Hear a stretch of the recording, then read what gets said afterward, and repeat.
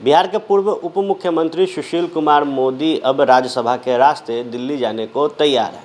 लेकिन कल रविवार को एक समारोह में जनता को संबोधित करते हुए सुशील कुमार मोदी ने इस बात को रखा है कि बिहार में जो भाजपा जदयू की सरकार है उसमें उनकी आत्मा बसती है। जिस तरीके से विगत 13 सालों में नीतीश कुमार के साथ सुशील कुमार मोदी उनके यस मैन बनकर एनडीए की सरकार को बिहार में चला रहे थे, उसके बाद अब जब चुनावी परिणाम आया तो थोड़ी जो गणित है मुख्यमंत्री नीतीश कुमार के कैबिनेट की उसे बदली गई और बिहार को 2 नए उप मुख्यमंत्री मिले।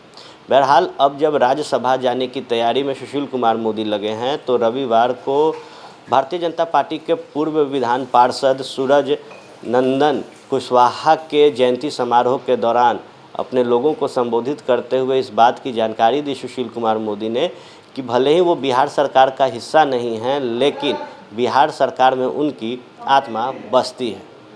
बताते चले कि कई तरीके के जो आरोप हैं इस वक्त एनडीए के ऊपर लग रहे हैं और कहा जा रहा है कि बैकडोर से एनडीए ने मतों की हेराफेरी करके सरकार बनाई है।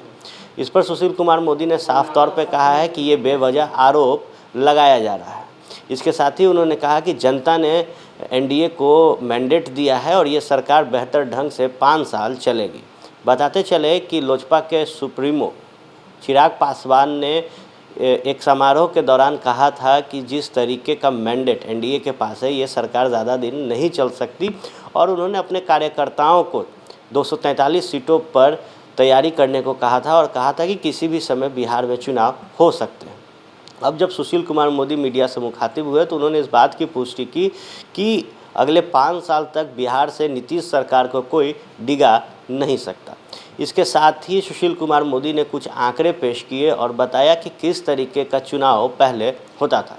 सुशील कुमार मोदी ने साफ तौर पर कहा कि अगर 1995 के रिपोर्ट को देखा जाए तो कई सीटों पर पुनर्मतदान किए गए थे, जिसमें 1668 बूथों पर यह मतदान डाला गया था। इसके साथ ही सुशील कुमार मोदी ने एक आंकड़ा पेश किया जिसमें उन्होंने कहा कि अगर 1990 से 2004 के लोकसभा, विधानसभा और पंचायत चुनाव के रिकॉर्ड को देखा जाए तो इस दौरान 9 चुनाव बिहार में हुए थे, जिसमें कुल 641 लोगों की जान गई थी।